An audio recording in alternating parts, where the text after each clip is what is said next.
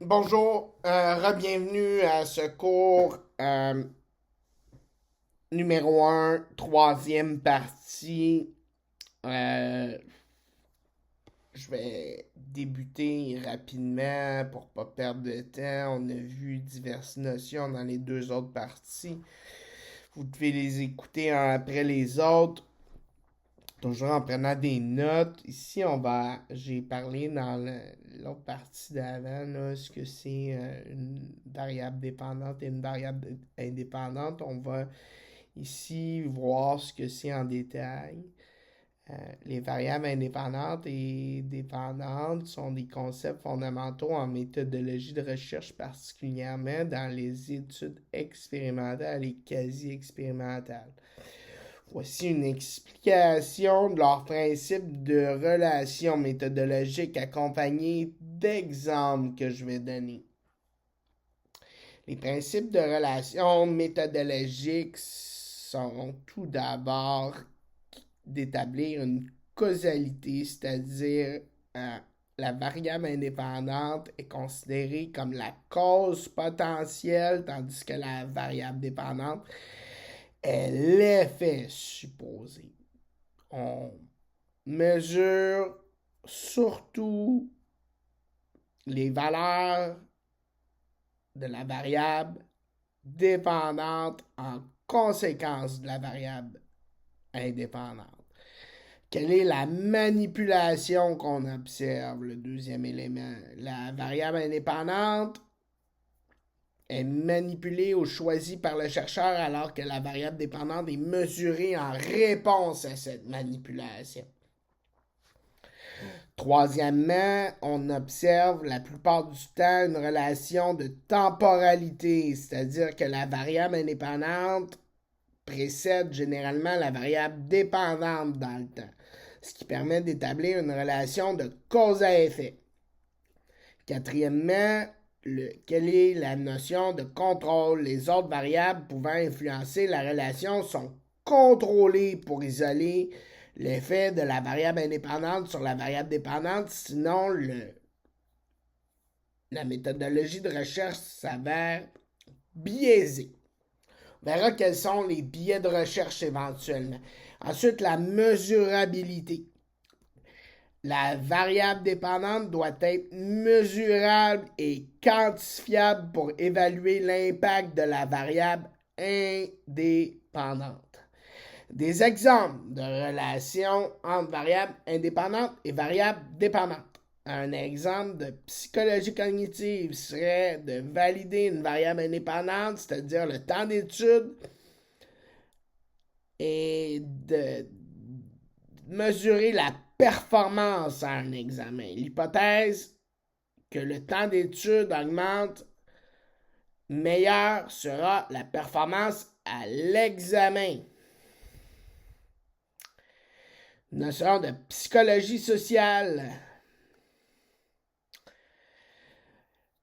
La variable indépendante serait identifiée comme la présence ou l'absence d'autrui. La variable dépendante serait identifiée comme le niveau d'anxiété. On pourrait étudier comment la présence d'autres personnes influence le niveau d'anxiété chez un individu. Un exemple de psychologie du développement. La variable indépendante serait l'âge de l'enfant. La variable dépendante serait la capacité de résolution de problèmes abstraits.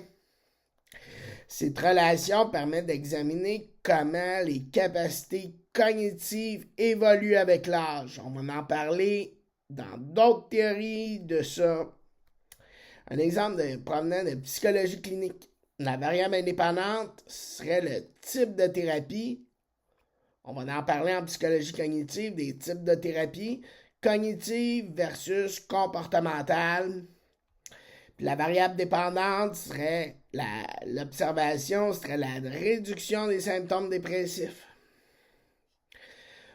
On comparerait l'efficacité de différentes approches thérapeutiques sur la dépression.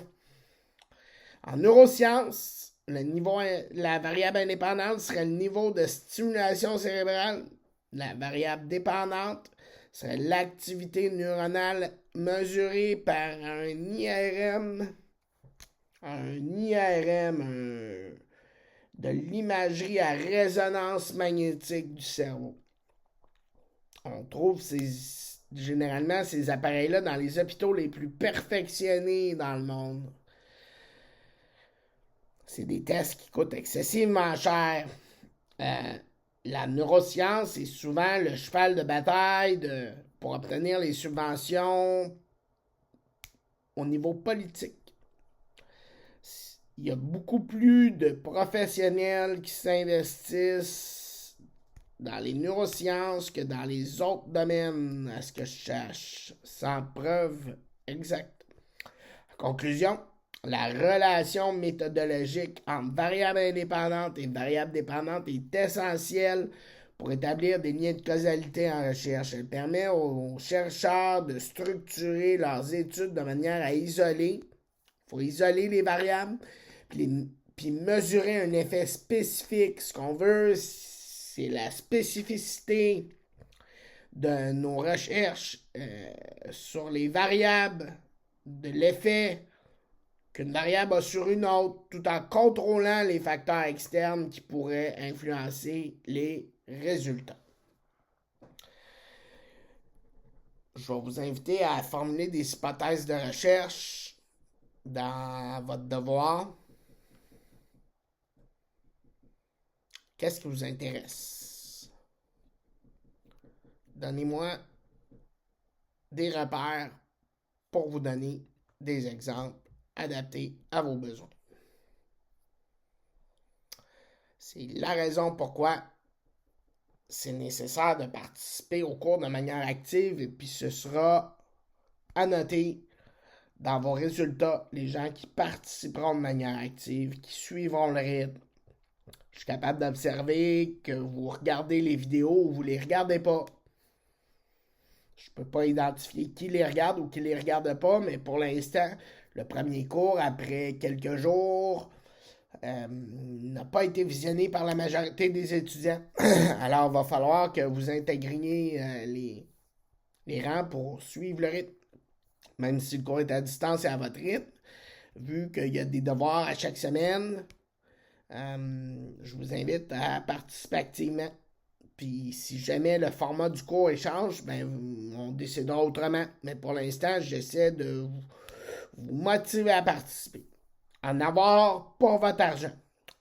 On continue avec ce que c'est la recherche quasi-expérimentale. Les avantages d'une recherche quasi-expérimentale. La recherche quasi-expérimentale présente plusieurs avantages par rapport à la recherche expérimentale classique. Pardon. C'est-à-dire que plutôt que faire une expérience en laboratoire,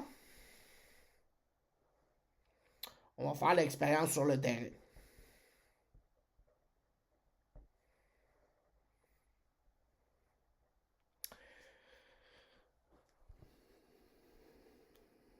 Ça présente un degré de flexibilité et d'applicabilité comme vous cherchez à adresser une théorie, à la contextualiser dans le terrain. Il n'y a pas mieux que faire votre expérience sur le terrain. Ça permet d'étudier des phénomènes dans des contextes environnementaux, naturels et réalistes, contrairement aux expériences qui nécessitent souvent des conditions contrôlées en laboratoire. Particulièrement, c'est adapté aux domaines comme la santé, l'éducation, les sciences sociales, où le quotient aléatoire peut être impossible ou non éthique. Il y a une faisabilité accrue. Vous n'avez pas besoin de générer un laboratoire en quelque part, souvent plus pratique, moins coûteuse à mettre en œuvre. Vous n'avez pas besoin de faire déplacer vos sujets. Que les études expérimentales, ça réduit les exigences en matière de ressources et de temps, ce qui est avantageux pour les recherches ayant des contraintes budgétaires ou temporelles. C'est-à-dire que c'est vous qui monopolisez vos ressources plutôt que les gens. La pertinence dans le monde réel, ça fournit des informations précieuses sur les effets des interventions dans des contextes réels. ce qui peut éclairer les politiques et les pratiques. L'applicabilité se fait dans son contexte. Ça permet d'étudier des variables qui ne peuvent pas être manipulées de manière éthique ou pratique dans un environnement expérimental contrôlé. Quelle est l'utilisation de données existantes? Ça permet d'exploiter des données qui ont déjà été collectées, offrant ainsi des opportunités de recherche sans nécessiter d'une nouvelle collecte de données coûteuses. Vous allez arriver à faire des collectes sur le terrain. La complémentarité avec d'autres méthodes peut être envisagée à des études de cas individuels, renforçant ainsi les conclusions qualitatives avec des données quantitatives, c'est-à-dire qu'on va passer de la qualité à la quantité applicable dans les cas individuels avec plusieurs tests, par exemple, présenter plusieurs tests à la fois dans une expérience. Faire plus qu'une récolte à la fois. On offre une approche intermédiaire entre la recherche corrélationnelle et les expériences strictes contrôlées. C'est une alternative de recherche qui propose tous les avantages, mais vous devrez contrôler les variables externes. Bien que la recherche quasi-expérimentale présente ses avantages, il est important de noter qu'elle a des limites, notamment en termes de contrôle, comme je disais, des variables externes et d'inférence causale. Vous êtes moins certain qu'une relation causale, la plupart du temps en concept, quand vous sortez de votre laboratoire, la validité de votre test est remise en question. Les chercheurs doivent être conscients de ces limitations et interpréter les résultats avec prudence. Les tests doivent être mieux utilisés. Alors, on a vu ici les avantages, les limites d'une recherche quasi expérimentale. Je vais continuer avec en parlant de l'applicabilité de la recherche en développement.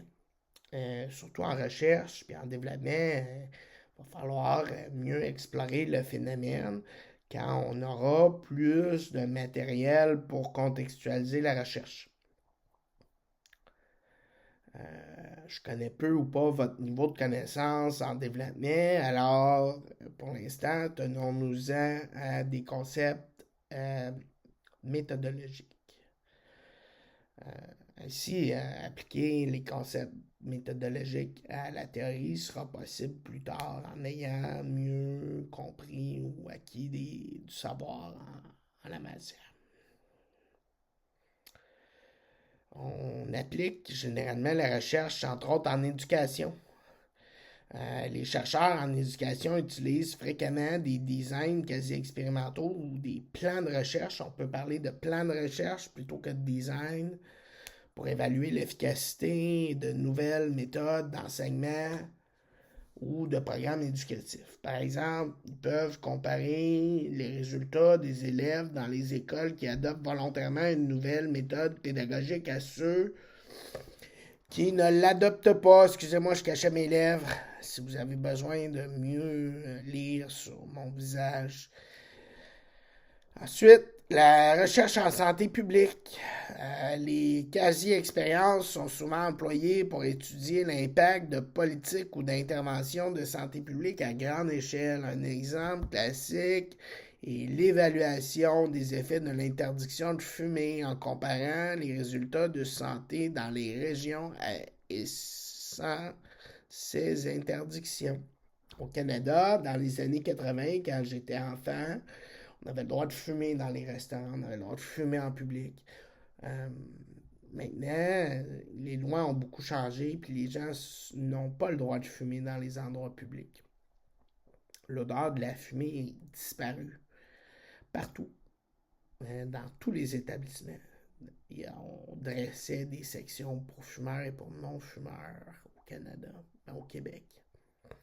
Maintenant, non seulement le gouvernement présente une attitude de laïcité, adopte des lois laïques, mais la fumée de cigarette est maintenant proscrite dans les endroits publics. Je continue avec la psychologie. Un exemple, l'application de la recherche en psychologie du développement.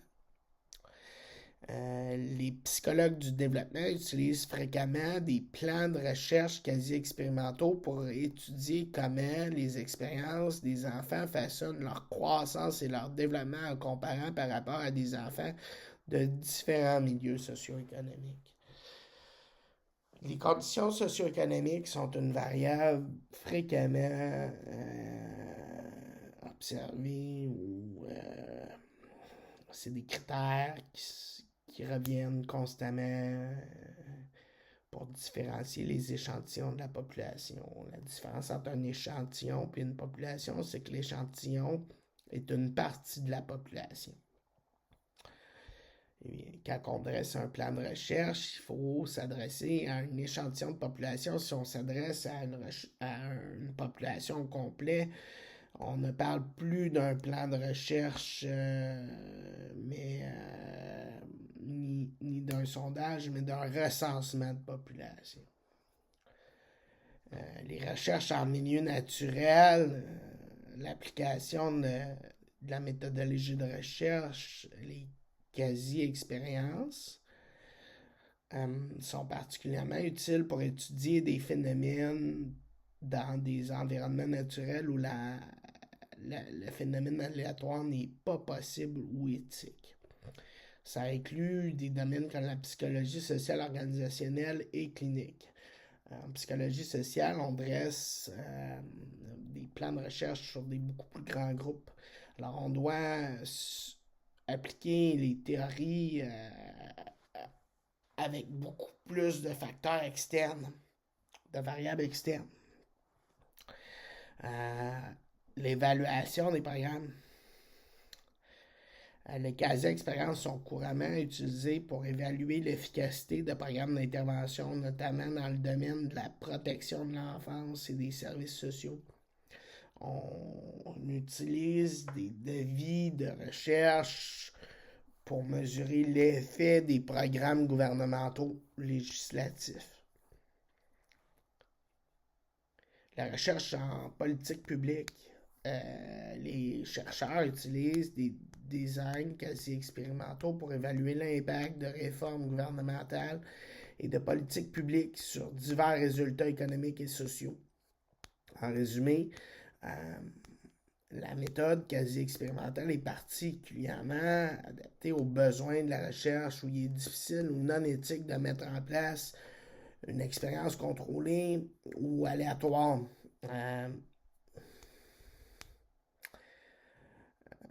Mais les chercheurs souhaitent néanmoins établir des relations de causalité dans les contextes du monde réel. Je crois que je vais terminer là-dessus. Laissez-moi juste vérifier ce qu'il me reste. Non, j'ai pas fini sur les devis de recherche quasi expérimentaux. Alors, je vais continuer puis je vais finir. Il me reste seulement une partie du cours qui prendra. Il m'en reste pour à peu près 15 minutes. 10 à 15 minutes. Alors, merci de votre écoute. Bienvenue encore à tout le monde. C'est un départ pour la session. On va rendre le tout un peu vivant et agréable. J'en profite pour vous souhaiter la meilleure des réussites. S'il y en a qui ont des notes, qui sont en train de prendre des notes, puis que ça va trop vite, faites-moi part de vos commentaires. Je vais parler plus lentement. Je vais essayer de parler plus lentement. Je m'auto-observe. En enseignement, on parle d'une pratique auto-observatoire, puis je vais m'auto-critiquer. De l'autocritique, je ne sais pas si vous avez ça personnellement, j'en profite pour faire une parenthèse intéressante. Êtes-vous autocritique envers vous-même? Êtes-vous exigeant? Êtes-vous capable de vous corriger quand vous avez des problèmes? Je vais poser la question dans le devoir pour vous amener à porter un jugement critique sur votre apport socio-professionnel et personnel dans ce monde-là.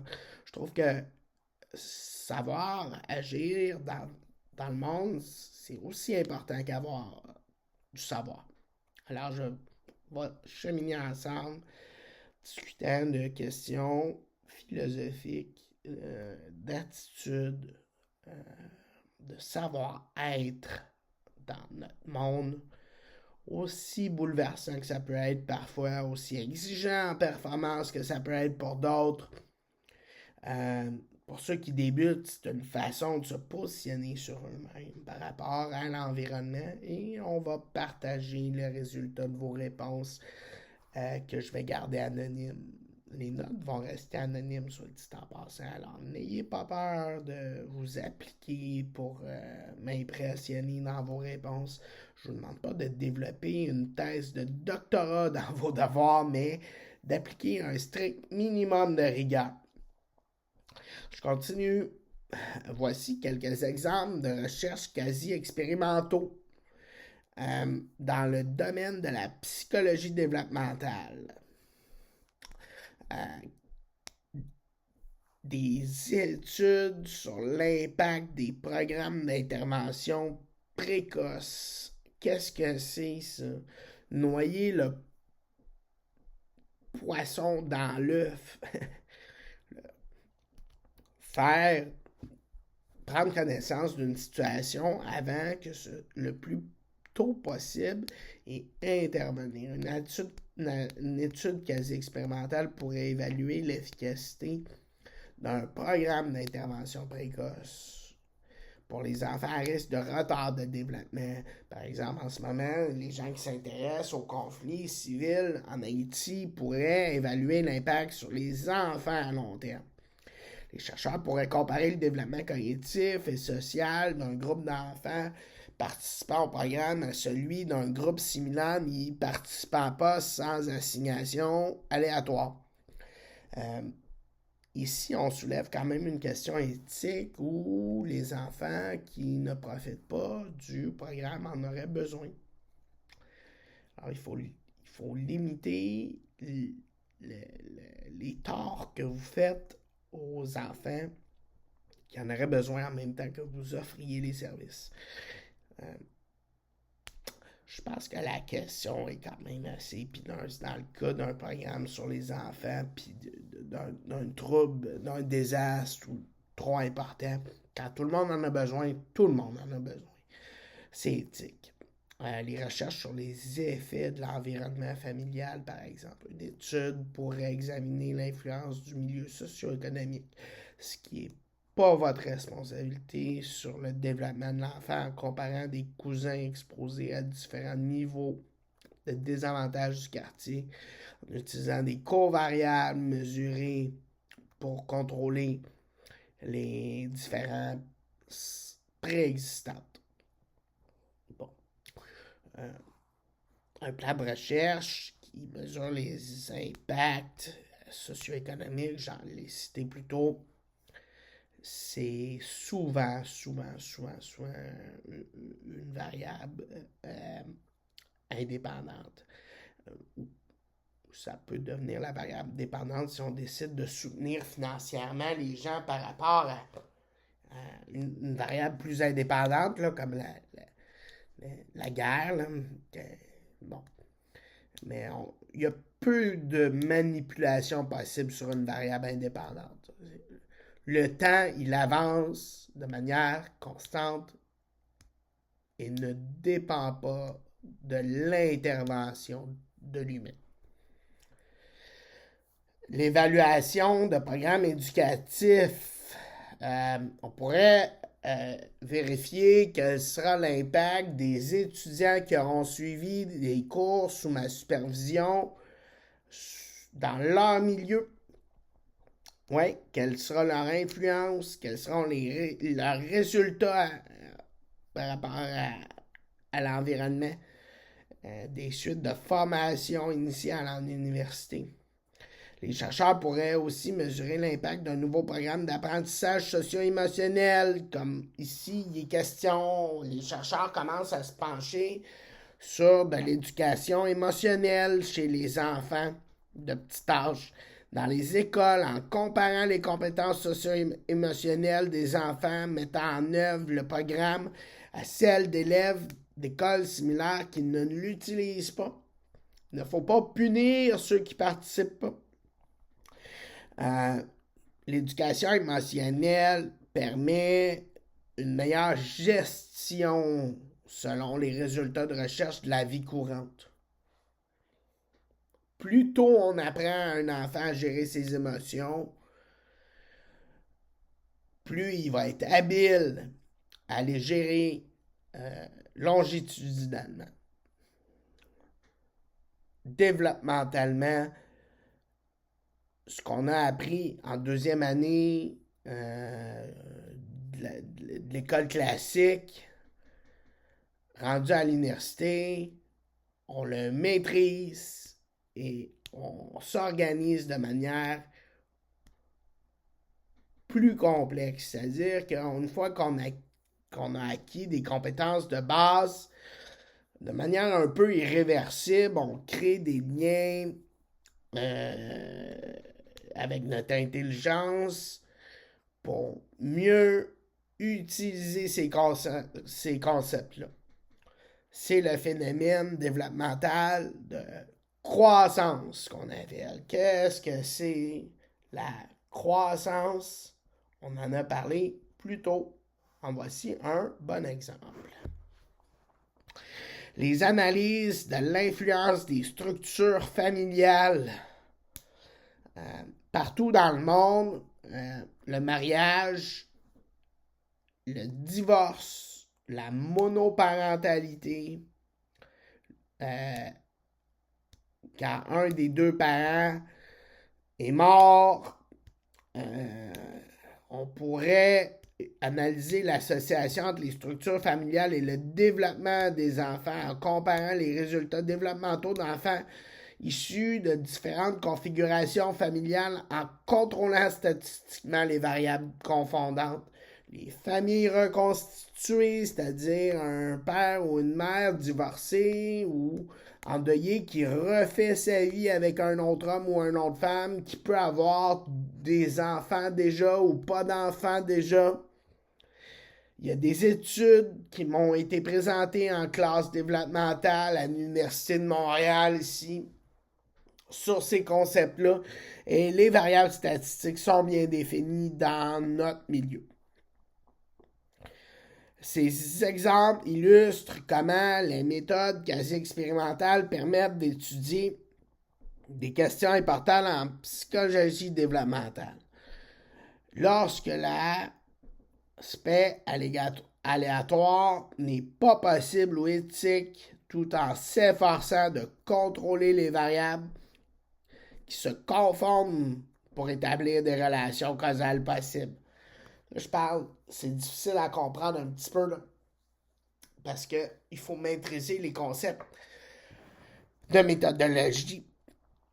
Les relations causales possibles, ce que ça veut dire, c'est qu'il peut y avoir des relations entre plusieurs variables. Puis tenter d'établir une étude se fait sur des concepts précis dans le contexte pour les interpréter puis les appliquer de manière représentative. Il faut être représentatif envers notre échantillon, sinon notre plan de recherche n'est pas viable. J'ai pas mal terminé. Je vous remercie pour l'attention que vous m'avez donnée. On a vu plusieurs concepts aujourd'hui. C'est des cours qui vont vite, c'est des cours compliqués. J'aimerais que vous jaugiez mon niveau pour m'aider à vous aider. Si vous ne demandez pas d'aide, je ne peux pas comprendre. Et puis si vous ne me critiquez pas, je ne peux pas comprendre. je m'attends à répondre à vos besoins de manière individuelle. Ce qui fait que votre participation active est nécessaire. Veuillez prendre des notes et remplir vos devoirs, s'il vous plaît. Ça va me permettre de mieux enseigner et de prendre l'expérience par rapport à ce que je dois remplir comme fonction par rapport à vos besoins. Bonne journée. Je monte le deuxième cours. Je vais le présenter en ligne. Ce cours est déjà en ligne si vous l'écoutez. On est toujours mercredi le 5 février, puis je vous présente le lancement de ce cours-là. Félicitations pour l'entreprise de vos études. C'est une cause qui me tient à cœur et je vais m'investir pour votre réussite. Bonne journée!